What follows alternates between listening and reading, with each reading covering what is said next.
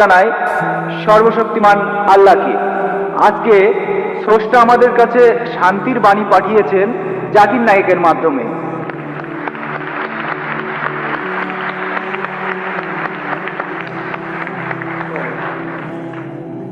মানব জাতির শান্তি, এছাড়া হিন্দু মুসলমানের শান্তি।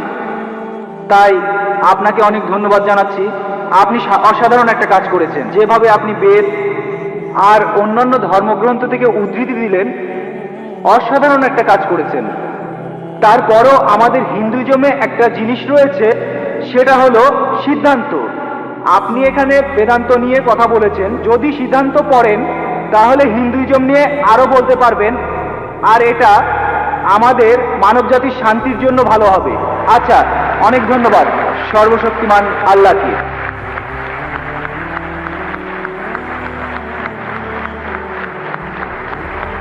আপনার মন্তব্যের জন্য অনেক ধন্যবাদ।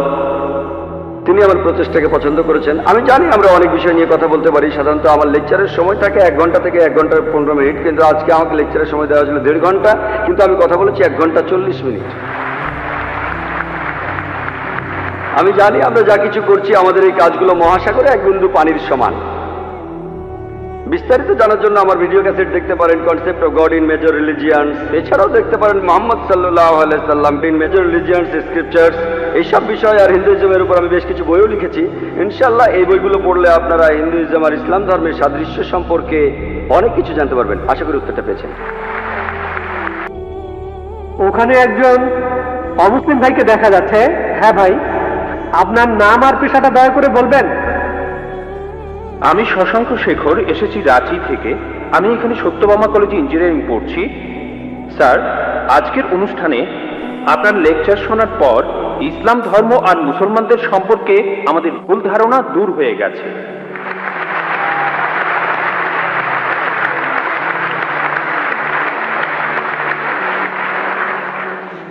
স্যার, আমি জম্মু আর কাশ্মীরে গিয়েছি, সেখানকার ভীতিকর অবস্থা দেখেছি। মানুষ সেখানে কষ্টে আছে মুসলমানদের সেই তথাকথিত জিহাদের কারণে। স্যার, আমার প্রশ্নটা হলো, ইসলাম কি এইসব কাজের অনুমতি দেয়? যদি না দেয় তাহলে এই জিহাদ শব্দটার অর্থ আসলে কি? কারণ পবিত্র কোরআনেই সূরা আরাফের 56 নম্বর আয়াতে বলা হয়েছে, তোমরা বিপর্যয় ঘটিও না। অথবা সূরা শুরার 40 নম্বর আয়াতে বলা হয়েছে যে প্রতিশোধ নেয়ার চাইতে ক্ষমা করা উত্তম। অথবা সূরা মাইদার 32 নম্বর আয়াতে বলা হয়েছে যে যদি কেউ কাউকে হত্যা করে সে মানব জাতিকেই হত্যা করলো। স্যার, একই বিষয় নিয়ে আমার আরো প্রশ্ন আছে। সেটা হলো, ইসলাম ধর্মে কোন জিনিসটাকে আমরা বেশি গুরুত্ব দেব, ধর্ম বা মাযহাব, নাকি আমাদের দেশ, মাদারল্যান্ড, মাতৃভূমি বা কওম? অনেক ধন্যবাদ। ভাই, আপনি খুব সুন্দর একটা প্রশ্ন করেছেন।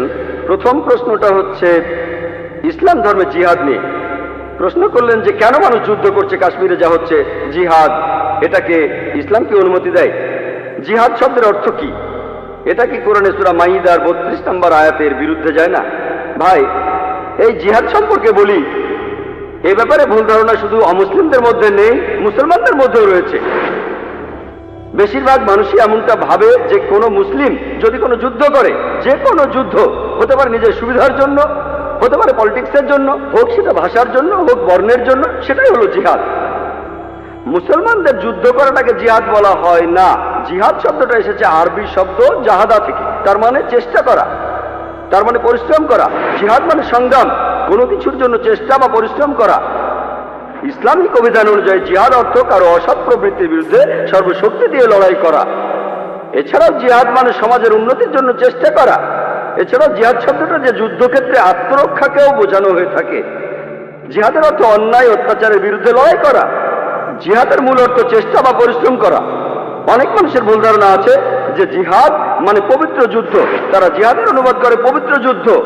পবিত্র যুদ্ধ বলে যে আরবি শব্দটা আছে সেটা হারবুম মুকাদ্দাসা। যদি আপনারা কোরআন পড়েন, কোরআনের কোথাও পাবেন না, একটা আয়াত নেই, অথবা নবীজি সাল্লাল্লাহু আলাইহি সাল্লামের সহিহ হাদিসেও কোনো জায়গায় হারবুম মুকাদ্দাসার কথা বলা নেই। এই শব্দটা কোরআন বা হাদিসে নেই। জিহাদ শব্দটার অনুবাদ কোনোভাবেই পবিত্র যুদ্ধ নয়। ঐতিহাসিকরা এই পবিত্র যুদ্ধ শব্দটা প্রথম ব্যবহার করেছিল খ্রিস্টানদের ক্রুসেডকে বোঝানোর জন্য, যারা খ্রিস্টান ধর্ম প্রচার করেছে আর হাজার হাজার মানুষ হত্যা করেছে। দুর্ভাগ্যজনকভাবে বেশিরভাগ লোক, এমনকি তথাকথিত মুসলমান পণ্ডিতগণও জিহাদের অনুবাদ করে পবিত্র যুদ্ধ। এটা ভুল অনুবাদ।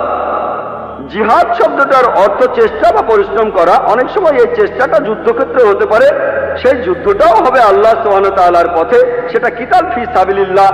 একটা প্রশ্ন করা হয়, ইসলামে কেন যুদ্ধ আর হত্যার অনুমতি দেওয়া হয়েছে? ইসলামের অনেক সমালোচক আছেন যারা বলেন ইসলাম খুব নিষ্ঠুর একটা ধর্ম, ইসলাম সব সময় বলে অমুসলিম কাউকে দেখলে তাকে মেরে ফেলো।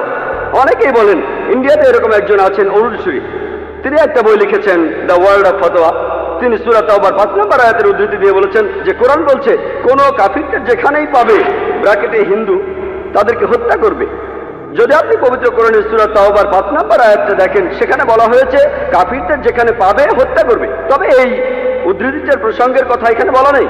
যদি আপনারা এই আয়াতটার আগের আয়াতগুলো পড়েন, সেখানে একটা শান্তি চুক্তির কথা বলা হয়েছে, মক্কার মুশরিকদের সাথে মুসলিমদের একটা শান্তি চুক্তি। পবিত্র কোরআনের সূরা তাওবার প্রথম 4টা আয়াতে মক্কার মুশরিকদের সাথে মুসলমানদের একটা শান্তি চুক্তির কথা বলা হয়েছে, আর মক্কার মুশরিকরা এই শান্তি চুক্তিটা ইচ্ছা করেই ভেঙেছিল। এরপর আল্লাহ তাআলা 5 নম্বর আয়াতটা নাজিল করলেন মুশরিকদের সম্পর্কে। সেই আয়াতে আল্লাহ মুসলিমদের বললেন সবকিছু 4 মাসের মধ্যে ঠিক করে ফেলো, না হলে যুদ্ধ ঘোষণা করো। আর যুদ্ধক্ষেত্রে আল্লাহ বলেছেন যখন শত্রুরা তোমাকে আক্রমণ করতে আসবে, তুমি শত্রুদের হত্যা করবে। এই আয়াতটা যুদ্ধক্ষেত্রের কথা বলছে। যখন শত্রুরা তোমাকে মারতে আসবে, ভয় না পেয়ে লড়াই করো। আজকের দিনে একজন আর্মি জেনারেল তার দলের সৈন্যদের মনোবল চাঙ্গা করার জন্য সেই জেনারেল বলবেন যে যখন শত্রুরা আসবে তাদের মেরে ফেলো। আর অরুণ সুরি 5 নম্বর আয়াতটা বলার পরে চলে গেছেন 7 নম্বর আয়াতে, কারণ 6 নম্বর আয়াতে উত্তরটা আছে। পবিত্র কোরআনের সূরা তাওবার 6 নম্বর আয়াতে উল্লেখ করা হয়েছে, যদি কোনো কাফির তোমার কাছে আশ্রয় প্রার্থনা করে, যদি তারা শান্তি চায়, তাহলে তোমরা তাদের নিরাপদ স্থানে পৌঁছে দেবে। শত্রু যদি আশ্রয় প্রার্থনা করে, তাদের নিরাপদ স্থানে পৌঁছে দাও।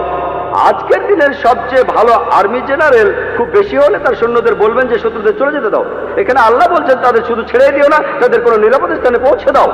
যখনই কোরআনে যুদ্ধের প্রসঙ্গে কথা থাকে, আরেকটা হলো সূরা আনফালের 60 নম্বর আয়াতে উল্লেখ আছে, তোমাদের শক্তি ও অশ্ববাহিনী প্রস্তুত রাখো আর শত্রুদের আক্রমণ করো। পরের আয়াতে বলছে কিন্তু শত্রুরা যদি সন্ধি করতে চায়, তুমিও সন্ধি করো। তাহলে যে আয়াতগুলোতে যুদ্ধের কথা বলা হয়েছে, তার পরের আয়াতে বলছে যদি তারা শান্তি চায়, শান্তিই ভালো। এখন আরেকটা প্রশ্ন, সূরা মাইদার 32 নম্বর আয়াতে কি বলছে, বা সূরা নিসার 40 নম্বর আয়াতে কি বলছে, যে যদি কোনো মানুষকে হত্যা করা হয় তাহলে সে যেন পুরো মানুষ জাতিকে হত্যা করলো। এটাই হলো ইসলামের আসল কথা। যদি কেউ কোনো মানুষকে হত্যা করে, হোক সে মুসলিম বা অমুসলিম, যদি সেটা হত্যা বা ধ্বংসাত্মক কাজের অপরাধে না হয়, যদি দুর্নীতির অপরাধে না হয়, তাহলে সে যেন পুরো মানুষ জাতিকেই হত্যা করলো। আর কেউ যদি কোনো মানুষকে বাঁচায়, তাহলে সে যেন পুরো মানুষ জাতিকে বাঁচালো। এখন আপনারা যদি ভগবদ গীতা পড়েন, ভগবদ গীতার 2য় অধ্যায়ের 50 অনুচ্ছেদে আছে, বলা হয়েছে শ্রীকৃষ্ণ এখানে অর্জুনকে জিহাদ করতে বলেছেন। চেষ্টা। যদি আপনারা পড়েন মহাভারত, মহাভারতের হাজার হাজার অনুচ্ছেদে যুদ্ধের কথা রয়েছে, হাজার হাজার অনুচ্ছেদে।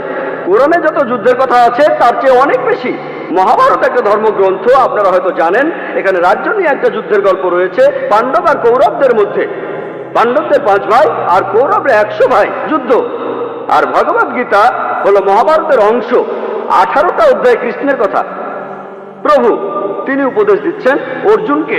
অর্জুন বলছে, এটা আছে ভগবদ গীতার 1 নম্বর অধ্যায় 42 থেকে 46 অনুচ্ছেদে, আমি আমার আত্মীয়দের সাথে যুদ্ধ না করে নিরস্ত্র অবস্থায় এই যুদ্ধক্ষেত্রে মরে যাব। কিভাবে জ্ঞাতি ভাইদের সাথে যুদ্ধ করব? কৌরবরা আমার জ্ঞাতি ভাই, যুদ্ধ না করে আমি বরং যুদ্ধক্ষেত্রে নিরস্ত্র অবস্থায় মরে যাব। ঠিক তখনই শ্রীকৃষ্ণ জানেন তিনি কি বলেছিলেন? 2য় অধ্যায় 2 আর 3 অনুচ্ছেদে আছে, তোমার মনে এমন অশুদ্ধ চিন্তা এলো কিভাবে? এটা একটা পাপ। তুমি এতটা দুর্বল হলে কিভাবে? তোমার হৃদয় দুর্বল হলো কিভাবে? শ্রীকৃষ্ণ নিজেই বলেছেন যে অর্জুনের চিন্তাটা ঠিক নয়, এটা অশুদ্ধ চিন্তা, এটা একটা পাপ। এটা করলে তুমি স্বর্গে যেতে পারবে না, তুমি বেহেশতে যেতে পারবে না। এরপরে ভগবদ গীতার 2য় অধ্যায়ের 31 থেকে 33 অনুচ্ছেদে আছে, শ্রীকৃষ্ণ তিনি বলেছেন, তিনি অর্জুনকে বলেছেন যে ক্ষত্রিয়দের দায়িত্ব হলো যুদ্ধ করা। যদি যুদ্ধ না করো তাহলে স্বর্গে যেতে পারবে না, আর যুদ্ধ না করলে তুমি একটা পাপ করবে। যদি ভালো করে দেখেন ভগবদ গীতায় শ্রীকৃষ্ণ বলছেন যে তোমাকে যুদ্ধ করতে হবে। চিন্তা করেন, আমি যদি ভগবদ গীতার এই উদ্ধৃতি দিয়ে বলি যে শ্রীকৃষ্ণ বলছেন অর্জুনকে তোমার আত্মীয় স্বজনদের যুদ্ধ করে হত্যা করতে হবে, কোন প্রসঙ্গ ছাড়া উদ্ধৃতি দিলে সেটা হবে শয়তানি। আর প্রসঙ্গটা বললে শ্রীকৃষ্ণ অর্জুনকে বলছেন, যদি তোমাকে লড়তে হয় মিথ্যার বিরুদ্ধে, সত্যের জন্য, তুমি যে কারো বিরুদ্ধে যুদ্ধ করো, এমনকি সে যদি আত্মীয় হয়। প্রসঙ্গটা বললে অনুচ্ছেদটা যুক্তি আছে। যখন ন্যায় বিচারের জন্য যুদ্ধ করছেন, যদি সেটা আত্মীয় স্বজনের বিরুদ্ধে যায়, তাতে কোনো সমস্যা নেই। ভগবদ গীতা আর মহাভারতে এই কথাটাই বলা হয়েছে, সত্যের পক্ষে আর মিথ্যার বিরুদ্ধে যুদ্ধ। যখনই আমি কোনো হিন্দুকে মহাভারত আর গীতার কথা বলবো, সে তো এটা জানে। সে বলবে না, মহাভারত আর গীতায় সত্যের সাথে মিথ্যার যুদ্ধের কথা বলা হয়েছে, আর ঠিক এরকম কথাই আছে পবিত্র কোরআনে। তাহলে মহাভারত আর গীতার উদ্ধৃতিগুলো শুনলে আপনি কোরআনকেও বুঝতে পারবেন। এছাড়াও অনেক লোক বলে, ও কোরআনে জিহাদের কথা বলছে, আপনি জিহাদ করতে গিয়ে মারা গেলে বেহেশতে যাবেন। অনেকে আছেন, তাদের একজন অরুণ সুরি বলছেন, তিনি সহিহ বুখারী থেকে হাদিসের উদ্ধৃতিও দিয়েছেন। 4 নম্বর খণ্ড, বুক অব জিহাদ, 2 নম্বর অধ্যায়ের 46 নম্বর হাদিস বলা হয়েছে, একজন মুজাহিদ হলো সেই লোক যে আল্লাহ সুবহানাহু ওয়া তাআলার পথে চেষ্টা করে, আর আল্লাহ নিজেই জানেন কে চেষ্টা করছে। এরপরে নবীজি বলেছেন, যদি কোনো মুজাহিদ যুদ্ধক্ষেত্রে মারা যায়, সে জান্নাতে যাবে, সে পরকালে বেহেশতে যাবে। কিন্তু যদি সে ফিরে আসে, মারা না যায়, সে ফিরে আসবে গনিমতের মাল নিয়ে। এই হাদিসটা আর কোরআনের বিভিন্ন আয়াতের কথা বলছেন ইসলামের সমালোচকরা। আমি ভাবি, হিন্দু সমালোচকরা এই উদ্ধৃতিটা দেয় কিভাবে? তারা কি ভগবদ গীতা পড়েনি? তারা কি মহাভারত পড়েনি? এমনকি শ্রীকৃষ্ণ তিনি ভগবদ গীতায় বলেছেন, 2য় অধ্যায়ের 37 অনুচ্ছেদে আছে, হে অর্জুন, হে কুন্তির পুত্র, যুদ্ধের প্রস্তুতি নাও। যদি যুদ্ধে মারাও যাও, কোনো সমস্যা নেই, তুমি স্বর্গে চলে যাবে। আর যদি তুমি জয়লাভ করে ফিরে আসো, তাহলে তুমি এই পৃথিবীর ধন সম্পদগুলো পাবে। হাদিসে একই কথা আছে। তাহলে কৃষ্ণ যখন অর্জুনকে বলছে, যুদ্ধ করো, সমস্যা নেই, যদি মারা যাও স্বর্গে চলে যাবে, যদি যুদ্ধে জিতে ফিরে আসো তুমি অনেক ধন সম্পদ পাবে। সহিহ বুখারীও একই কথা বলছে, কোরআনেও একই কথা আছে। তাহলে ধর্মগ্রন্থগুলো পড়লে আমরা একে অন্যকে ভালোভাবে বুঝতে পারবো। তাহলে ইসলামে যুদ্ধের অনুমতি আছে শেষ উপায় হিসেবে, আত্মরক্ষার জন্য, আর অত্যাচারের বিরুদ্ধে, না হলে নয়। আর জিহাদ অর্থ চেষ্টা বা পরিশ্রম করা। এবার আমরা দ্বিতীয় প্রশ্নে আসি, কোনটা বেশি ইম্পর্ট্যান্ট? এখানে বেশি ইম্পর্ট্যান্ট কি দেশের আইন কানুন মেনে চলা, নাকি মাযহাব বা দিনকে মানা? যেন আমাকে প্রশ্ন করছেন, আমার উপর কার দাবি আগে? আমার বাবার দাবি আগে না মায়ের দাবি আগে? ভাই, এর আইন আর ধর্মের আইন মানার ব্যাপারে একটা কথা বলি, আল্লাহকে মানার ব্যাপারে বলি। মহান ঈশ্বর আমাদের সৃষ্টিকর্তা, তিনি আমাদের চাইতে অনেক উপরে। ঈশ্বরের আইন মেনে চলাটা আমাদের কাছে সবচেয়ে ইম্পর্টেন্ট, অন্য যে কোনো আইনের চাইতে। সে আইনটা যেই লিখুক না কেন, যেই লিখুক না কেন। তবে আমি একজন ইন্ডিয়ান, আমি জানি যে ইন্ডিয়ার সংবিধানে এমন কোনো আইন নেই যেটা ইন্ডিয়ার কোনো মুসলমানকে তার ধর্ম পালন করতে বাধা দেয়। কোনো বাধা নেই। সত্যি বলতে, ইন্ডিয়া এমন একটি দেশ যার সংবিধানে লেখা আছে যে ইন্ডিয়ার নাগরিক, তাদের জন্য এটা জন্মগত অধিকার যে তারা তাদের ধর্ম পালন করতে পারবে। আমিও সে কাজই করছি।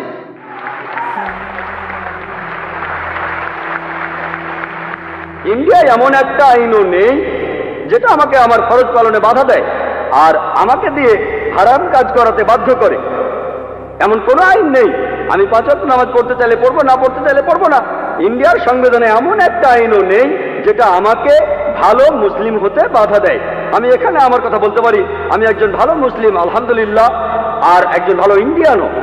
আর সংজ্ঞা অনুযায়ী, ভৌগোলিক সংজ্ঞা অনুযায়ী একজন ইন্ডিয়ানকে ভৌগোলিকভাবে বলা হয় হিন্দু। হিন্দু যদি হয় ভৌগোলিক সংজ্ঞা, আমি ইন্ডিয়ার একজন হিন্দু এবং ইসলাম ধর্ম পালন করি।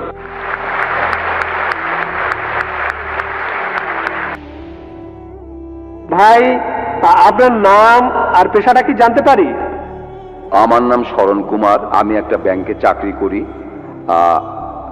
আমি জানি যে হিন্দু ধর্মের বেশিরভাগ অনুসারী বেদের কথা জানে না তারা। তবে আপনি কি বেদের সব কথাগুলো মানেন? বেদের কথার সাথে কি আপনি একমত? হিন্দু ধর্মের মধ্যে কিছু কিছু লোক আছে, তারা বেদ পড়ে, কিন্তু বেশিরভাগ অনুসারী বেদের কথাগুলো জানে না। আর অনেক ধর্মীয় নেতাই বেদের কথা অনুযায়ী তাদের কাজগুলি করে না। বেদ ঠিক হয়ে থাকলে তারা এমনটা করে কেন? উত্তরটা জানতে চাই। ভাই, আপনি যে প্রশ্নটা করেছেন, প্রথম অংশটা হলো বেদের কথাগুলো আমি পুরোপুরি বিশ্বাস করি কি না। 2 নম্বর পয়েন্ট, যে এই বেদ হাতে গোনা কিছু হিন্দু জ্ঞানী লোকেরা, তারা ছাড়া এই বেদ আর কেউ পড়ে না কেন? 1 নম্বর পয়েন্ট, আমি কি বেদের সব কথাগুলোই বিশ্বাস করি? যদি ভালো করে দেখেন, আল্লাহ পবিত্র কোরআনে বলছেন, সূরা রাদের 38 নম্বর আয়াতে উল্লেখ করা আছে, আল্লাহ বলছেন যে তোমার পূর্বে আমি অনেক রাসূল প্রেরণ করিয়াছিলাম, লিকুল্লি নাজিলিন কিতাব। প্রত্যেক যুগে রাসূল প্রেরণ করছি।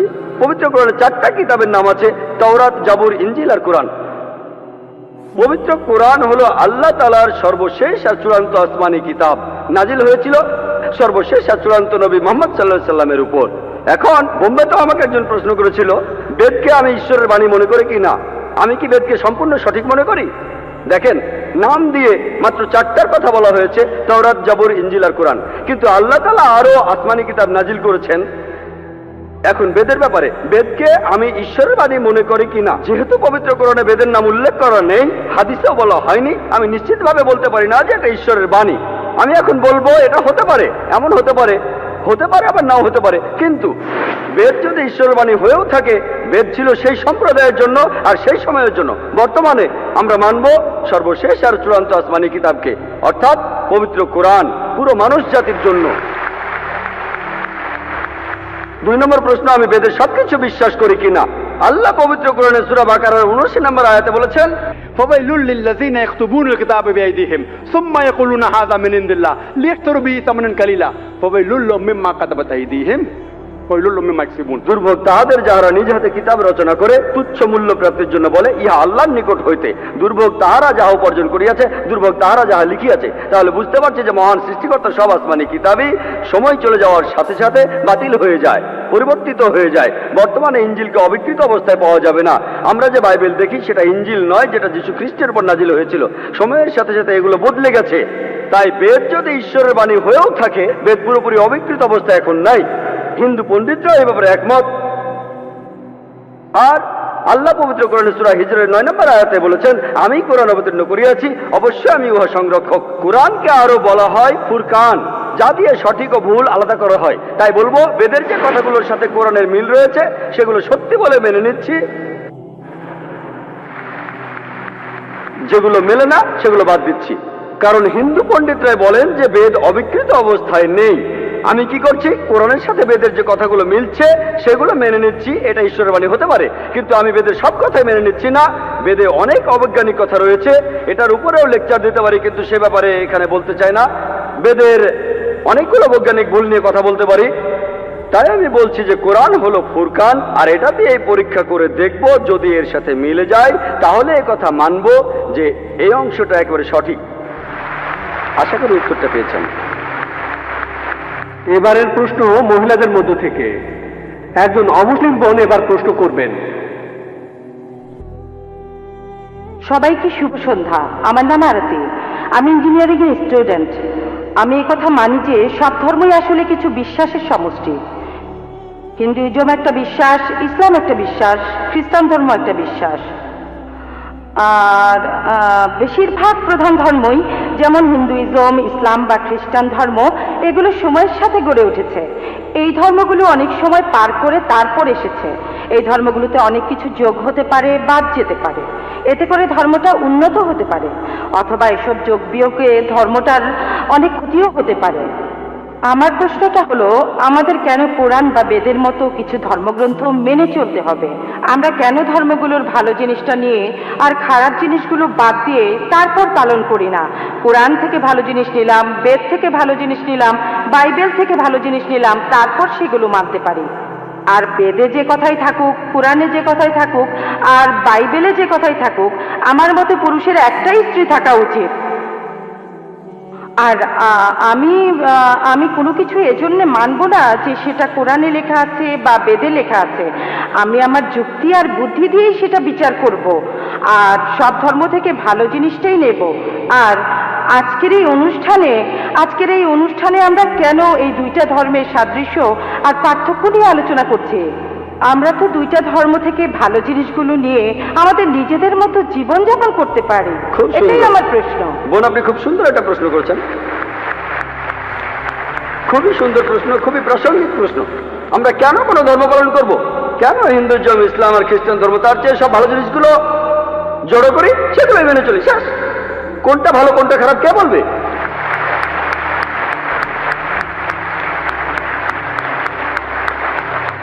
যেমন ধরুন, আমেরিকাতে স্কার্ট পরা আর শর্টস পরা খুবই কমন। পশ্চিমাদের এটা ভদ্রতা, তাদের জন্য স্কার্ট আর শর্টস পরা ভদ্রতা। যদি চেন্নাইতে এমন করেন, যদি এখানে স্কার্ট শর্টস পরা কোনো মেয়েকে আপনি দেখেন, তখন বলবেন এটা অভদ্রতা। আপনিও বলবেন বোন, আপনিও বলবেন অভদ্রতা। তাহলে আমেরিকায় যেটা ভদ্রতা এখানে সেটা অভদ্রতা। কয়েক বছর আগে আমি আমেরিকায় গিয়েছিলাম, সেখানে একজন বলল তোমাদের ইন্ডিয়ার মহিলারা খুবই অভদ্র। আমি অবাক হয়ে বললাম কেন ইন্ডিয়ার মহিলারা অভদ্র কেন? কারণ তারা যখন শাড়ি পরে তাদের পেট দেখা যায়। তার মানে আমেরিকায় সে দেশের নিয়মে কোনো মহিলা তার পেট দেখালে সে অভদ্র। তাহলে কে ঠিক করবে? আপনি যদি মুসলিম দেশগুলোতে যান, আরব দেশগুলোতে, কোনো মহিলার দিকে তাকানো, কোনো মহিলার দিকে চোখ ফেরানো অন্যায়, অভদ্রতা। এখানে যদি কোনো মহিলাকে স্পর্শ না করে কথা বলেন, তার দিকে তাকান, সেটা ভদ্রতা। তাই ইন্ডিয়ানরা নমস্তে বলে স্পর্শ ছাড়া। পশ্চিমা দেশগুলোতে হ্যান্ডশেক করাটা খুবই কমন। একজন মহিলা আর একজন পুরুষ হ্যান্ডশেক করছে, সেটাই ভদ্রতা। শরীরের অন্যান্য অঙ্গ প্রত্যঙ্গ স্পর্শ না করে হ্যান্ডশেক করা কিছু পশ্চিমা দেশে এটাই হলো ভদ্রতা। অন্যান্য পশ্চিমা দেশে মহিলাদের ঠোঁটে আর গালে চুমু দিয়ে এটা হলো ভদ্রতা। আর কিছু পশ্চিমা দেশে আপনি যা খুশি তাই করতে পারেন, পুরুষ আর মহিলা তারা স্বেচ্ছায় যা করবে সবই হলো ভদ্রতা। কে ঠিক করবে? ঠিক করবে কে? কে ঠিক করবে? আমেরিকায় অনেকগুলো নুট বিচ রয়েছে।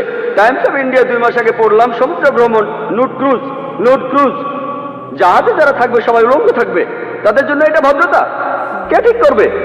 সবচেয়ে ভালো যিনি বলতে পারেন তিনি সৃষ্টিকর্তা। আমি প্রশ্ন করছি কোনটা ভালো কোনটা খারাপ কে ঠিক করবে? কে ঠিক করবে? আপনি বললেন সেরা নিয়মগুলোই বাঁচা হবে, আর আমিও আপনার সঙ্গে একমত। আমি আপনার সঙ্গে একমত। সবগুলো ধর্মের ভালো জিনিসগুলো বেছে নেন। আমি সেটাই করেছি। আমি সব ভালো জিনিসগুলো বেছে নিয়েছি বেদের মধ্যে থেকে।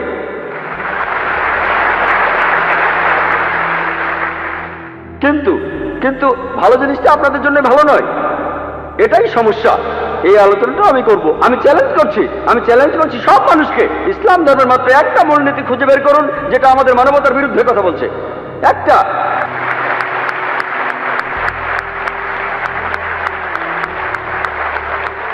আমি চ্যালেঞ্জ করছি, আমি অন্য মুসলমানকে এর মধ্যে টানছি না, আমি শুধু আমার মাথাটা গিলোটিনে রাখছি। আমি সবাইকে চ্যালেঞ্জ করছি, যে কেউ, হ্যাঁ অনেক অমুসলিম আছেন যাদের কাছে মনে হবে কিছু আয়াত ভুল, যেমন ধরুন এই বোন পুরুষের একাধিক বিয়েতে একমত নন।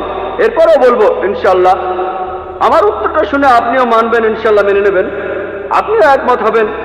যেমন ধরুন আপনি প্রশ্ন করলেন 2 আর 2 যোগ করলে কত হয়, আমি উত্তরটা জানি বলে দিলাম, তারপর আপনি উত্তর শুনে মেনে নেবেন।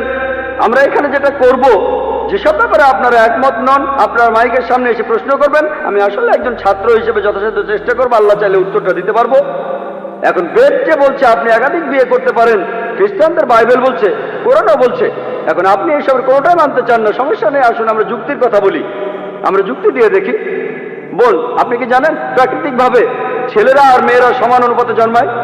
প্রাকৃতিকভাবে ছেলেরা আর মেয়েরা সমান অনুপাতে জন্ম নেয়। কিন্তু কোনো ডাক্তারের কাছে যান, শিশুদের উপরে ডাক্তার, তিনি বলবেন যে মেয়ে শিশুরা বিভিন্ন জীবনের বিরুদ্ধে ছেলে শিশুর চেয়ে ভালোভাবে লড়াই করতে পারে। তাহলে শিশু বয়সে দেখা যায় মেয়ে শিশু যত মারা যায় তার চেয়ে ছেলে শিশু অনেক বেশি মারা যায়। শিশু বয়সে মেয়েদের সংখ্যা ছেলেদের চাইতে বেশি থাকে। তারপর সময় যায়, মানুষ ধূমপানের কারণে মারা যায়, মদ খাওয়ার কারণে মারা যায়, অ্যাক্সিডেন্টে মারা যায়, যুদ্ধে মারা যায়, এখানেও মেয়েদের চাইতে ছেলেরা বেশি মারা যায়। তাই আজকের দিনে পৃথিবীতে পুরুষের চাইতে মহিলার সংখ্যা অনেক বেশি। শুধুমাত্র কয়েকটা দেশে, ইন্ডিয়ার মতো তৃতীয় বিশ্বের কয়েকটা দেশে মেয়েদের সংখ্যা ছেলেদের চাইতে অনেক কম। কারণটা জানেন? কারণ হলো মেয়ে শিশু হত্যা। বিবিসির একটা রিপোর্টে এমিলিও বেকাননের কথা অনুযায়ী তিনি একটা প্রোগ্রামে বেশি বয়সে মৃত্যু নিয়ে বলেছিলেন প্রত্যেক দিন ইন্ডিয়াতে 3000-এরও বেশি মহিলা তাদের গর্ভপাত ঘটায় যখন জানতে পারে গর্ভের শিশুটি মেয়ে। তার মানে প্রতি বছরে ইন্ডিয়াতে 10 লাখেরও বেশি মহিলা গর্ভপাত ঘটায় যখন জানতে পারে গর্ভের শিশুটি মেয়ে। যদি এই অশুভ প্রথাটি বন্ধ করা যায়, আর তামিলনাড়ুর সরকারি হাসপাতালের রিপোর্ট অনুযায়ী আপনাদের এই প্রদেশেই এই রিপোর্ট বলছে প্রতি 10 জন মেয়ে সন্তানের 4 জনকে মারা হয়, এই কাজটা কি সঠিক? এটা ভুল।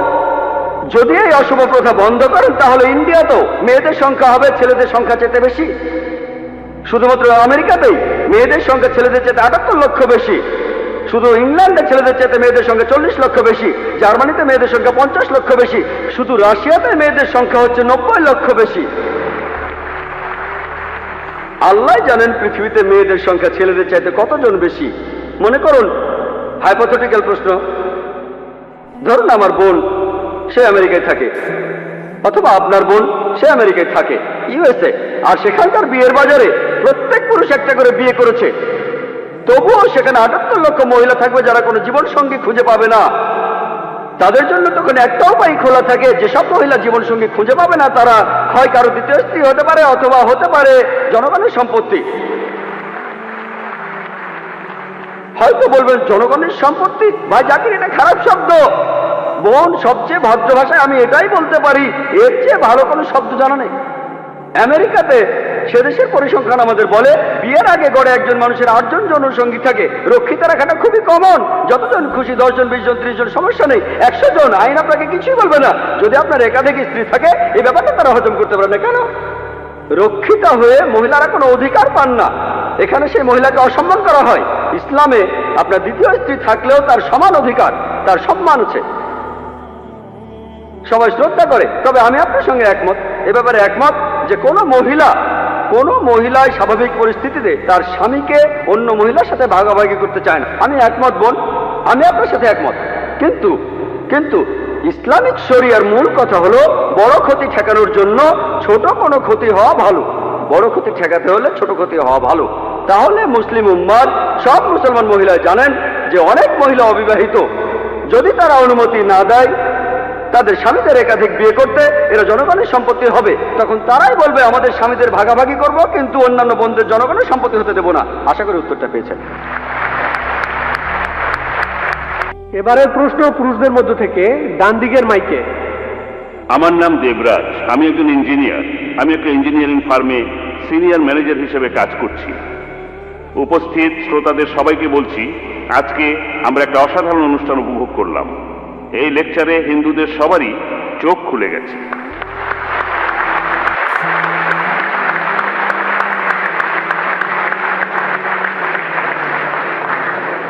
আর আমি সত্যি মুগ্ধ হয়েছি, অবাক হয়েছি যেভাবে ডক্টর জাকির নায়েক বেদ আর উপনিষদ থেকে বিভিন্ন উদ্ধৃতি দিলেন।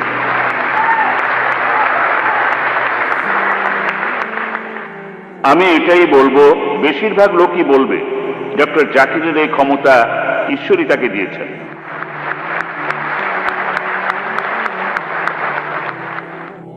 আজকে একটা ব্যাপার খেয়াল করলাম, ইসলাম ধর্মে স্পষ্ট করে বলা আছে মানুষের আসলে কি করা উচিত।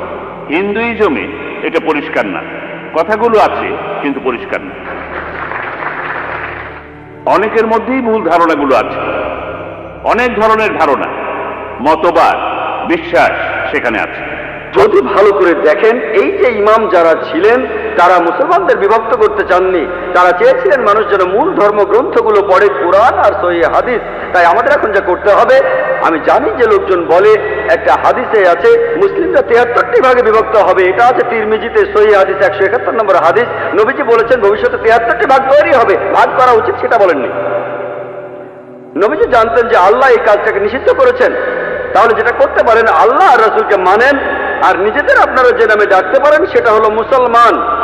যে কোনো পণ্ডিত, পৃথিবীর যে কোনো পণ্ডিত, ধরলাম তিনি পৃথিবীর সবচেয়ে বড় পণ্ডিত, তার কাছে প্রমাণ দেখতে চান, বল হাতু বুরহানুকুম, আপনার প্রমাণটা দেখান। যদি সত্যি বলে থাকেন, আপনি নির্দোষ হলে তার প্রমাণ দেখান। তাহলে যদি কোনো পণ্ডিতের সাথে মতভেদ হয়, তার কাছে প্রমাণ দেখতে চান, প্রমাণটা নিয়ে পরীক্ষা করুন। এজন্য আমি রেফারেন্স দেই, আমি যা বলি জাকির যা বলে, ইসলামে তার কোনো মূল্য নেই, জিরো, শূন্য। সেজন্যই বলি জাকির বলেনি, আল্লাহ বলেছেন কুল হুয়াল্লাহু আহাদ, বলো তিনি আল্লাহ এক, অদ্বিতীয়। আমি জাকির বললে ইসলামে এটা মূল্যহীন, শূন্য। আল্লাহ যা কিছু বলেছেন সেটা মানতে হবে, নবীজি বললে সেটাও মানতে হবে। সেজন্য বোন, মুসলিমদের বিভক্ত হওয়া উচিত না, আমাদের শুধু মুসলিমই বলা উচিত। আর কোরআন আর সহিহ হাদিস আমরা মেনে চলবো। যারা বিভিন্ন মতের সৃষ্টি করে তারা ইসলামের বিরুদ্ধে।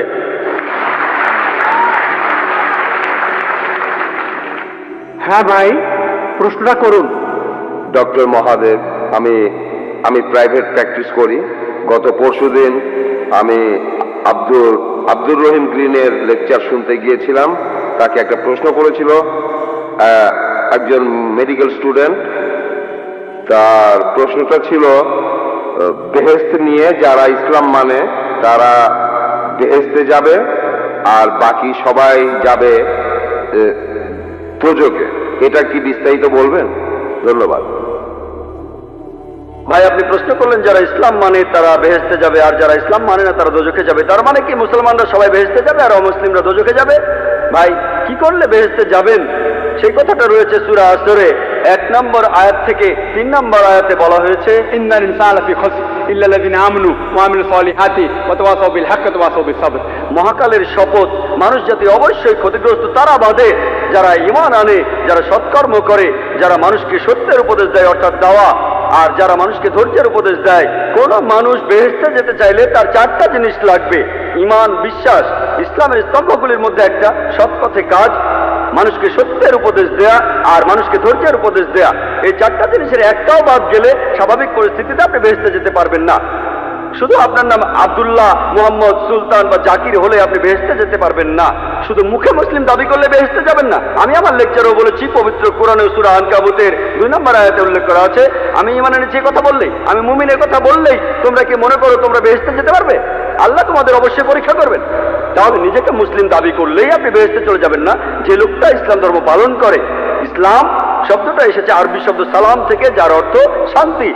এর আরেকটা অর্থ ঈশ্বরের কাছে নিজের ইচ্ছাকে সমর্পণ করে দেয়া। যে লোক আল্লাহর কাছে নিজের ইচ্ছাকে সমর্পণ করে দেয় সেই হলো মুসলিম। তাহলে যে লোক ঈশ্বরের কাছে নিজের ইচ্ছাকে সমর্পণ করে, তার নাম যাই হোক না কেন, সে বেহেশতে যাবে। তাহলে বেহেশতে যেতে হলে ঈমান থাকতে হবে। সবগুলো স্তম্ভের কথাই বলেছি। একজন সৃষ্টিকর্তা আছেন, নবী রাসূল আছেন, তারপর পরকাল আছে, কিতাব আছে ইত্যাদি। ভালো সব কাজ করা আর মহান স্রষ্টার কাছে নিজের ইচ্ছাকে সমর্পণ করা। আপনি যদি স্রষ্টার কাছে নিজের ইচ্ছাকে সমর্পণ করেন, আরবিতে সেটাকেই বলা হয় ইসলাম ধর্ম। তার মানে এই না যে আপনি পাকিস্তান বা সৌদি আরবে থাকলে বেহেশতে যাবেন না। সৌদি আরবের সব লোক আর পাকিস্তানের সব লোক আল্লাহ মালুম, তিনি জানেন সবাই বেহেশতে যাবেন কিনা। তাহলে সেই লোকগুলোই বেহেশতে যাবেন যারা আল্লাহ তাআলার নির্দেশগুলো মেনে চলে, যে আল্লাহ তাআলার নির্দেশগুলো মেনে চলে। আর আমি আমার লেকচারে বলেছি, যদি আপনারা ঈশ্বরের এই নির্দেশগুলো মেনে চলেন, শুধুমাত্র নাম দিয়ে নিজেদেরকে মুসলিম বা মোহাম্মদ বা আব্দুল্লাহ বলে আপনারা বেহেশতে যেতে পারবেন না। নাম বদলানো এখানে আবশ্যিক নয়। একটা নাম গ্রিন, এটা মুসলিম নাম নয়, এই নাম নিয়ে আপনি বেহেশতে যেতে পারবেন না এমনটা নয়। ইনশাআল্লাহ তিনিও বেহেশতে যাবেন, তিনি মুসলমান হয়েছেন, আগে খ্রিস্টান ছিলেন।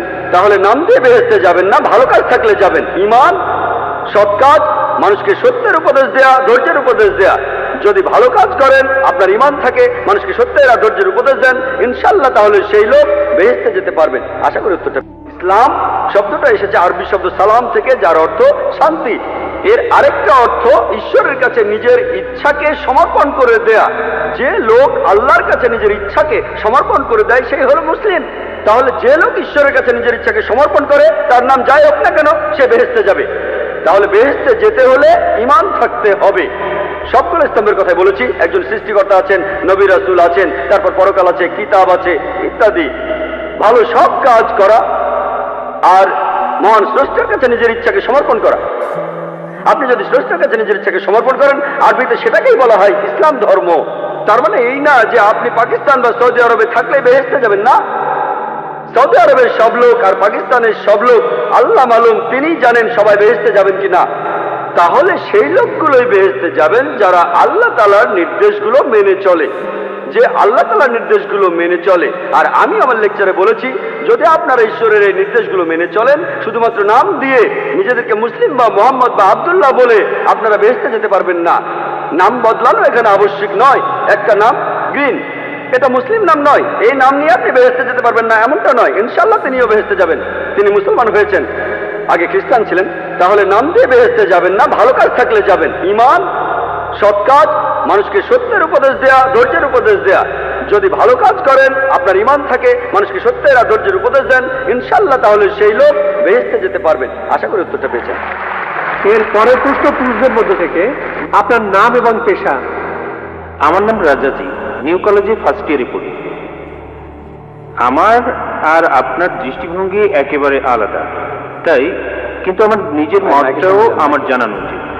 আপনি বললেন কৃষ্ণের 16,000 স্ত্রী ছিল, আমরা মুসলমানরাও 4টা বিয়ে করতে পারি। এতে একথাই বলা যায় যে এই দুইটা ধর্মই একসাথে মহিলাদের অধিকার থেকে বঞ্চিত করছেন। আপনি বললেন যে হয়তো বলতে পারেন মানুষ আসলে খুব আকর্ষণীয়, তবে এটা ব্যক্তিগত দৃষ্টিভঙ্গি। আর যদি এভাবে ব্যাপারটা দেখেন, আপনাদের দেখার ভুল আছে, আপনাদের চিন্তায় ভুল আছে। সৌন্দর্যের যে ধারণা সেটাও সময়ের সাথে বদলায়। একসময় ক্লিওপেট্রা ছিল সবচেয়ে সুন্দরী, কিন্তু এখন আর তেমনটা নেই। এখন ঐশ্বরিয়া রাই হলো 1 নম্বর। আর আপনি বললেন যে মূল ধর্মগ্রন্থ পড়তে, কিন্তু এতে করে কিছু উগ্রবাদী আর মৌলবাদী তৈরি হয়। আপনি যখন কোনো ধর্মে বিশ্বাস করবেন তখন নিজের অন্যায়টাকে অন্যায় মনে হবে না, আর সেটাই ঠিক সেরকমই ঘটনাই ঘটেছিল গুজরাটে। 2000 মুসলিমকে সেখানে খুন করা হয়েছে, কেউ তাদের বাঁচাতে আসেনি। কিছু কমিউনিস্ট আর ডেমোক্রেট দল এগিয়ে এসেছিল। লোকজন ধর্মীয় মূল্যবোধের উপর আস্থা হারিয়ে ফেলেছে, আর আপনাদের মতো মানুষের কাছে এই ধর্মীয় মূল্যবোধটাই সবচেয়ে বড়। এসব ধর্ম উগ্রবাদী মানুষ তৈরি করে। তাই মানুষজনকে তাদের প্রাপ্য স্বাধীনতাটা দেন, যাতে করে তারা সমাজতান্ত্রিক আন্দোলনে যোগ দিতে পারে, যেমন কমিউনিস্ট আন্দোলন। ধন্যবাদ। ভাই মনে করেন তিনি একজন কমিউনিস্ট। আপনি খুব সুন্দর প্রশ্ন করেছেন। তিনি বললেন যে যখন হিন্দুইজম অনুমতি দিচ্ছে কৃষ্ণের 16,108 জন স্ত্রী, ইসলামে বহু বিবাহ অনুমতি আছে, তাহলে হিন্দুইজম আর ইসলাম একসাথে মহিলাদের অত্যাচার করছে কেন? আপনার মত অনুযায়ী, আপনার কথা অনুযায়ী ক্লিওপেট্রা একসময় সবচেয়ে সুন্দরী ছিল, এখন আর নেই। ঐশ্বরিয়া এখন 1 নম্বর। আমার জন্য না, আপনার জন্য। আপনার কাছে যা সুন্দর আমার কাছে নাও হতে পারে, আপনার সঙ্গে একমত। এটা দৃষ্টিভঙ্গির ব্যাপার। আমি একমত, ঐশ্বরিয়া রায় আপনার জন্য 1 নম্বর হতে পারে, আমার জন্য না। তাহলে বুঝতে পারছেন এক এক জায়গার নিয়ম হচ্ছে এক এক রকম। আমি উদাহরণ দিয়েছি, আমেরিকায় যেটা ভদ্রতা সেটা এখানে অভদ্রতা, আমেরিকায় যেটা অভদ্রতা সেটা এখানে ভদ্রতা। এটাকে ঠিক করবে? আপনার কথা মানলাম। আপনি যদি ভাবেন একাধিক স্ত্রীর অর্থ মহিলাদের অত্যাচার করা, তাহলে লক্ষ লক্ষ মহিলাদের দায়িত্ব কে নেবে? আপনি। তাদের কে দেখবে? আপনার কমিউনিস্ট আন্দোলন দেখবে? আল্লাহ মানুষ জাতির সমস্যার সমাধান দিয়েছেন এই পবিত্র কোরআনে। সেই সমাধানটা আপনি হজম করতে পারছেন না। আমি আপনাকে একটা প্রশ্ন করছি, বর্তমানে পুরুষের চাইতে মহিলা কয়েক লক্ষ জন বেশি। কে তাদের দায়িত্ব নেবে? কে? যদি প্রত্যেক মাসে তাদের সাহায্য করেন, সেই সাহায্যটাই আসলে যথেষ্ট নয়। পুরুষ আর মহিলার প্রাকৃতিক নিয়মের কিছু জৈবিক চাহিদা থাকে। আল্লাহ কোরআনে বলছেন, সূরা রুমের 21 নম্বর আয়াতে উল্লেখ আছে, আল্লাহ তোমাদের হৃদয়ে ভালোবাসা আর দয়া সৃষ্টি করেছেন। আমি একজন ডাক্তার হিসেবে বলছি, একজন মহিলা সারা জীবন কুমারী থাকতে পারে না। এটা অসম্ভব। আপনি এখন কি করবেন? এদের কি হবে? এরা পতিত হবে। আপনার কমিউনিস্ট এদের কি করতে পারবে? এর সমাধান কি? কোনো সমাধান নেই। আল্লাহ আমাদের এই সমস্যার সমাধান দিয়েছেন, সেই সমাধানটা হজম করতে পারছেন না। তাহলে এখানে সমস্যাটা হলো সমাধান পছন্দ হচ্ছে না, আপনি সমাধান দেন। এর চাইতে ভালো সমাধান কি দিতে পারেন? ইসলামে একাধিক বিয়ে করাটা আবশ্যিক নয়, 4টা বিয়ে করা আবশ্যিক নয়। আমি এমন কোন ইন্ডিয়ান মুসলিমকে চিনি না যার 4টা স্ত্রী, কাউকে চিনি না। অন্যান্য কিছু বিদেশি মুসলিম আছেন, আপনাকে বুঝতে হবে ভাই, এটাই হলো সমাধান।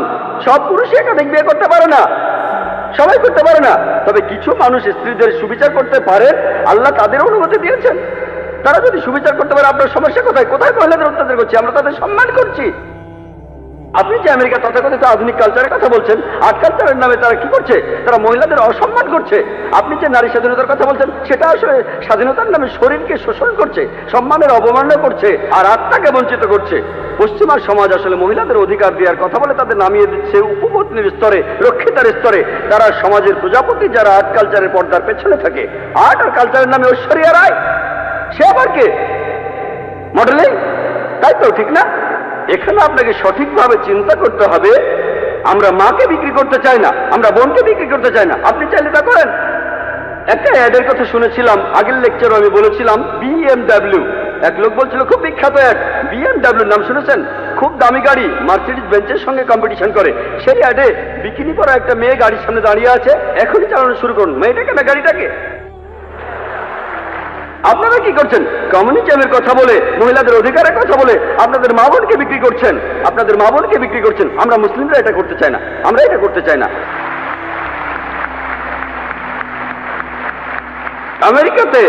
আমেরিকাতে আপনি রক্ষিত রাখতে পারেন 5, 10, 20, কেউ কিছু বলবে না।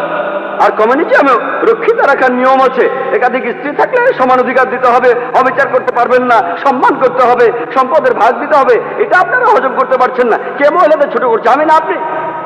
আর আমেরিকাতে, পৃথিবীর সবচেয়ে উন্নত দেশে, আমেরিকানরাই বলে যে ইসলাম মহিলাদের ছোট করে দেখে। আপনি কি জানেন, পৃথিবীতে যতগুলো প্রধান ধর্ম আছে, ইসলামের অনুসারী বাড়ছে সবচেয়ে বেশি হারে। যে লোকগুলো ইসলাম গ্রহণ করছে,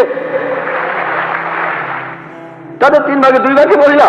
ইসলাম যদি মহিলাদের ছোট করে, তাহলে আমেরিকান মহিলারা ইসলাম গ্রহণ করছে কেন? আমেরিকান পুরুষরা কেন ইসলাম গ্রহণ করছে?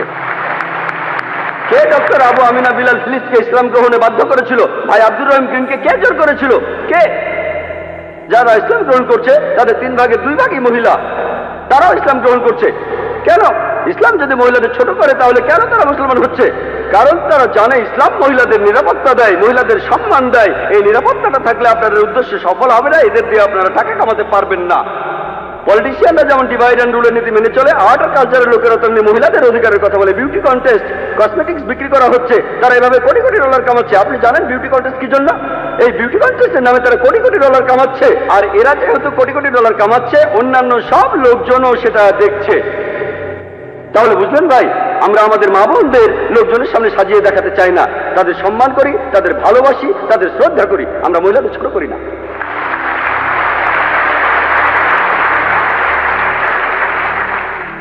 একজন অমুসলিম বোন।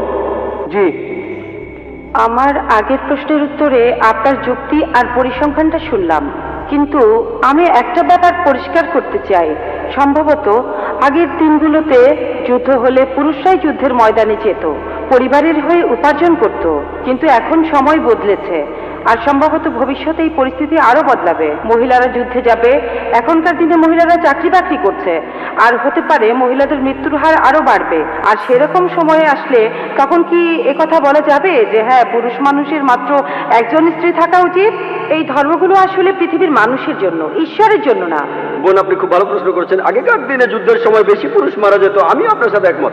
এখন সময় বদলে গেছে, কিন্তু তারপরে এখনো যুদ্ধে পুরুষই বেশি মারা যায়। গালফ ওয়ারে বেশি পুরুষ মারা গেছে, আফগানিস্তানে পুরুষ মারা গেছে বেশি, ভিয়েতনাম যুদ্ধে বেশি পুরুষ মারা গেছে। তবে আগেকার দিনে যত বেশি মারা যেত, এখন তত বেশি মারা যায় না, আমি একমত। এখনকার দিনে আমি বলেছি, ধূমপানে যে মানুষগুলো মারা যায় তাদের বেশিরভাগই হলো পুরুষ। মদ খেয়ে যারা মারা যাচ্ছে তাদের বেশিরভাগই পুরুষ। অ্যাক্সিডেন্টে মারা যাচ্ছে বেশি পুরুষ। আমি আপনার সাথে একমত যে মহিলারাও এখন যুদ্ধে যাচ্ছে। আর আমেরিকাতে কি ঘটনা ঘটলো? কয়েক বছর আগে আর্মিতে মহিলা সেকশন খোলা হলো, মহিলারা আর্মিতে, তখন থেকে মহিলার আর্মিতে যেতে লাগলো। আপনি কি জানেন সেই সময়কার আমেরিকার প্রেসিডেন্ট তিনি ছিলেন বিল ক্লিন্টন। হ্যাঁ, বিল ক্লিন্টন। তিনি পার্লামেন্টে ক্ষমা চেয়েছিলেন। আপনি জানেন 96 জন মহিলা ধর্ষিত হয়েছিল তাদের সুপিরিয়রের কাছে। তিনি পার্লামেন্টের ভেতরে ক্ষমা চেয়েছিলেন। বেশিরভাগ মহিলাদের যারা যুদ্ধ করতে গিয়েছিল তাদের সুপিরিয়ররাই তাদের ধর্ষণ করেছে। যখন আপনি কাঁধে কাঁধ মিলিয়ে যুদ্ধ করবেন তখন কি হবে? এটা হলো পরিসংখ্যান, এটা হলো আমেরিকান পরিসংখ্যান। সমস্যা হলো আমি একমত, আমি আপনার দৃষ্টিভঙ্গির সাথে একমত। আপনার প্রশ্নটা নিষ্পাপ, কারণ আপনি পরিসংখ্যানটা জানেন না। আপনি কি জানেন? আমি জানি মহিলারা এখন চাকরি করছে আমেরিকাতে। জানেন আমেরিকাতে প্রত্যেক দিন 1996 সালের পরিসংখ্যান অনুযায়ী ডিপার্টমেন্ট অফ জাস্টিস বলছে প্রত্যেক দিন 2730 জন মহিলা ধর্ষিত হয়েছে। প্রতি 32 সেকেন্ডে একজন মহিলা ধর্ষিত হচ্ছে। আমরা গত 3 ঘন্টা ধরে এই অডিটোরিয়ামে আছি, গত 3 ঘন্টায় 300-এরও বেশি মহিলা আমেরিকাতে ধর্ষিত হয়েছে যখন আমরা এখানে। এখন ইসলাম মহিলাদের কাজ করার বিরুদ্ধে নয়, ইসলাম মহিলাদের কাজ করতে বাধা দেয় না। তবে ইসলামে আয় উপার্জনের দায়িত্বটা হলো পুরুষের। মহিলা কাজ করলে ভদ্রচিত কাজ করতে পারে, এমন কাজ না যে মডেলিং, নাচা, গান গাওয়া অথবা পুরুষদের সাথে মেলামেশা করা। মহিলাদের কাজ করার অনুমতি আছে বোন, কিন্তু যে কাজগুলো অসম্মানজনক সেখানে সম্ভাবনাটাই বেশি যে আপনাকে ছোট করা হবে, অবিচার হবে। কিছু বলতে চান আপনি? আমি মহিলাদের অসম্মানজনক কাজের কথা বলছি না, আমি ভালো কাজের কথাই বলছি। যেমন গাড়ি চালানো। পৃথিবীতে এখন মহিলা গাড়ি চালকের সংখ্যা বাড়ছে। ধরেন আমরা ভবিষ্যতের অবস্থা অনুমান করে নিলাম যে মহিলারা বাইরে বেশি কাজ করছে, তাদের মৃত্যু হার বেড়ে গেছে। সেরকম সময়ে কি এমন ধর্মের প্রবর্তন করতে পারি যেখানে পুরুষের মাত্র একটাই স্ত্রী থাকবে? আমি বর্তমান সময়ের প্রেক্ষাপট নিয়ে বলছি না, সব ধর্মের কথাই বলছি। আমার প্রশ্নটা হলো, সময় বদলানোর সাথে সাথে আমরা কি আমাদের ধর্মটাকেও বদলে নিতে পারি? বোন, একটা সুন্দর প্রশ্ন করেছেন যে সময় বদলানোর সাথে সাথে ধর্মকে বদলাতে পারে কিনা।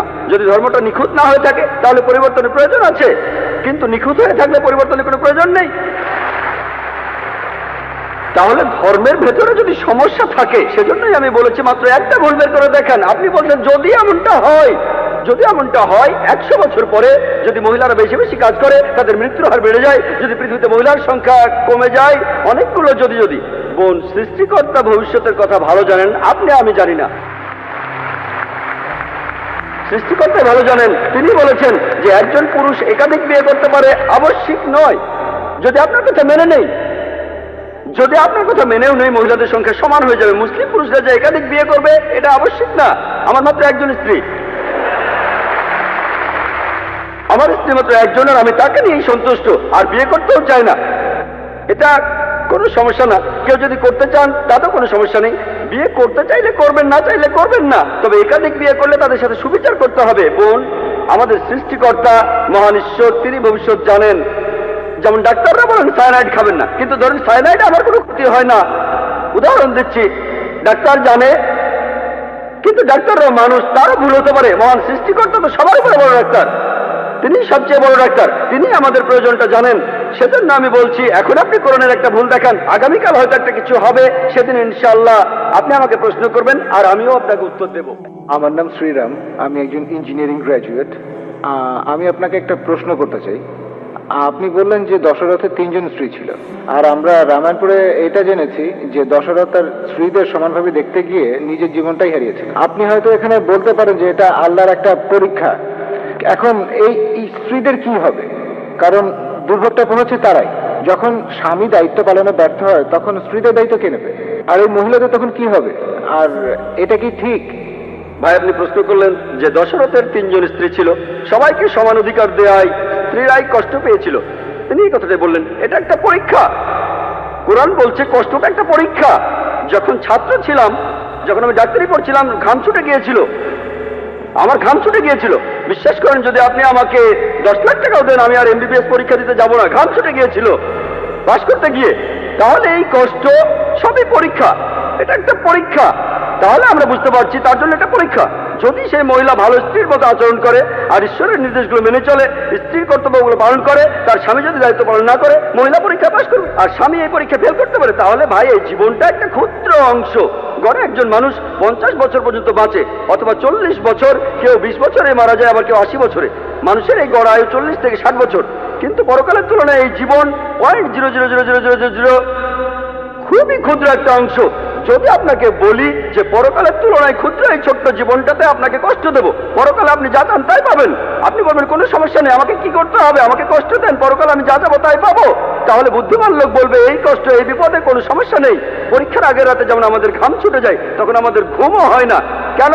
কারণ আমরা পরীক্ষায় পাশ করতে চাই। একইভাবে যদি কোনো স্ত্রী বিভিন্ন রকমের কষ্ট সহ্য করে, সেটা যাই হোক, সে যদি কোরআনে লেখা ঈশ্বরের নির্দেশ মানে, তাহলে সে বেহেশতে যাবে। যদি স্বামী কর্তব্য পালন না করে, সে বেহেশতে যাবে না, কর্তব্য করলে বেহেশতে যাবে। আশা করি উত্তরটা পেয়েছেন। এবারের প্রশ্ন ডান দিক থেকে। আমি আবারও প্রশ্ন করতে এসেছি। কিছু লোক, ধর্মীয় কিছু লোক ঈশ্বরকে একটা নাম দিয়ে ডাকে, কিছু লোক বলে অলৌকিক শক্তি, আর বৈজ্ঞানিকরা বলে কসমিক এনার্জি, আর প্যারাসাইকোলজিস্টরা বলে এটা একটা সুপার কনসেন্স। তাহলে এই প্যারাসাইকোলজি দিয়েই প্রমাণ করা যায় যে একজন ঈশ্বর আছেন। ভাই, আপনার প্রশ্নটা কি আবার বলবেন? হ্যাঁ, মানুষ ঈশ্বরকে ডাকে তার জ্ঞান আর বোধের স্তর থেকে। ঠিক, কেউ হয়তো বলে সুপার কনসেন্স, কেউ আর বলে সুপার পাওয়ার, যিনি সবচেয়ে শক্তিশালী। আর বিজ্ঞানীরা এটাকে বলে কসমিক এনার্জি, যে এনার্জিটা সৃষ্টির আগে থেকেই ছিল, এটাই বিশ্ব ব্রহ্মাণ্ড তৈরি করে। এই কথাগুলো বিজ্ঞানীরাই বলেছেন। অবশ্য কিছু লোক বলে যে এটা পরে বানানো হয়েছে। এই ধর্মটা বানিয়েছিলেন রোমান সম্রাট কনস্ট্যান্টাইন। সেটা ছিল 325 সালে নাইসিয়া কনফারেন্সে, সেখানে এটা বানানো হয়েছিল। আর সেখানে বলা হয়েছিল ঈশ্বর 7ম দিন বিশ্রাম নিলেন। আমি সেই ধর্মের নামটা বলতে চাচ্ছি না। এখন সেই কসমিক এনার্জি যদি বিশ্রাম নেয়, তাহলে অল্প সময়ের মধ্যেই বিশ্বজগৎ ধ্বংস হয়ে যাবে। আর আমার প্রশ্ন হলো, এই কসমিক এনার্জি সৃষ্টির আগে কি অবস্থায় ছিল, আর মানুষ জাতি ধ্বংস হয়ে গেলে তখন এই কসমিক এনার্জি কি করবে? ভাই, তখন এই পৃথিবীর কি অবস্থা হবে? ধন্যবাদ। ভাই, আপনি প্রশ্ন করলেন, কিছু লোক বলে সুপার কনসেন্স, কেউ বলে সুপার পাওয়ার, কিছু লোক বলে কসমিক এনার্জি। ভাই, আপনি যে নামে ডাকেন সঠিক নাম হতে হবে, ভুল নাম হলে আমরা এটা মানবো না।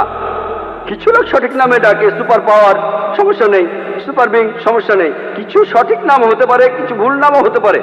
একটা নাম আপনি বললেন যে বিজ্ঞানীরা বলেন কসমিক এনার্জি, আরেকটা ধর্ম বলে যে ঈশ্বর 7ম দিনে বিশ্রাম নিলেন। আপনি এখানে বাইবেলের কথা বলছেন, বুক অফ জেনেসিস 2য় অধ্যায়ের 2য় অনুচ্ছেদ, সৃষ্টিকর্তা বিশ্রাম নিলেন 7ম দিনে। যদি কসমিক এনার্জি বিশ্রাম নেয়, সব ধ্বংস হয়ে যাবে, আমি একমত। তাহলে এই ধর্মগ্রন্থ আমরা মানি না। আর ঈশ্বরকে কসমিক এনার্জি বলে ডাকাটাও আমরা মানি না। ঈশ্বর এই বিশ্বজগতের সব এনার্জি সৃষ্টিকর্তা, তিনি কসমিক এনার্জি নন, তার চেয়েও অনেক বড়। তিনি সবকিছু সৃষ্টি করেছেন আর সবকিছু তার উপর নির্ভরশীল। তাহলে যে ধর্মগ্রন্থে বলা হচ্ছে ঈশ্বর বিশ্রাম নিলেন, আমরা সেটা মানি না, ঈশ্বরের বিশ্রামের প্রয়োজন হয় না। আল্লাহ পবিত্র কোরআনে বলেছেন, সূরা বাকারার 255 নম্বর আয়াতে উল্লেখ আছে যে আল্লাহর নিদ্রার প্রয়োজন হয় না, তার বিশ্রাম নেওয়ার প্রয়োজন হয় না। তাহলে স্রষ্টার বিশ্রামের প্রয়োজন হয় না, সৃষ্টিকর্তার এই সংজ্ঞাটা আসলে ভুল। সঠিক সংজ্ঞাটা যদি আপনারা কোরআন পড়েন, আল্লাহর বিশ্রামের প্রয়োজন নেই। আর আপনি যে নামেই ডাকুন সেটা সঠিক নাম হলে কোনো আপত্তি নেই, যদি ভুল নামে ডাকেন তাহলে আপত্তি আছে। আজকে বিজ্ঞানীরা ঈশ্বরকে বাতিল করছেন না, ঈশ্বরের প্রচলিত ধারণাকে বাতিল করছেন। আশা করি উত্তরটা পেয়েছেন।